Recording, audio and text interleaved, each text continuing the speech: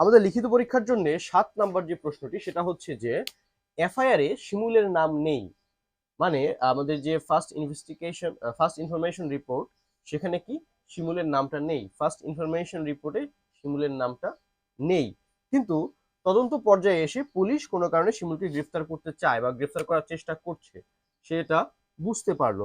তো তখন আসলে শিমুল কি করবে, কিভাবে নিজেকে পুলিশের কাছ থেকে রক্ষা করবে যাতে তাকে গ্রেফতার হতে না হয়? এটা আমরা সবাই জানি যে এখানে আসলে ঘটনা কি ঘটবে, যে পুলিশ সে তাহলে চেষ্টা করবে যাতে পুলিশকে এড়ানো যায়। তো পুলিশকে এড়ানো গেলে আমাদের সিআরপিসি আসলে কি আছে এই ব্যাপারে বলেন তো একটু চিন্তা ভাবনা করে, যে আসলে আমি একজন সম্মানিত ব্যক্তি, আমাকে গ্রেফতার করতে চাচ্ছে, আপনি যেটা করবেন সেটা হচ্ছে কি আগাম জামিন। সাধারণত গ্রেফতার হওয়ার পর আমরা জামিন চাই, জামিনযোগ্য অপরাধ হলে সেভাবে চাই, অথবা জামিন অযোগ্য অপরাধ হলে চাই অন্যভাবে।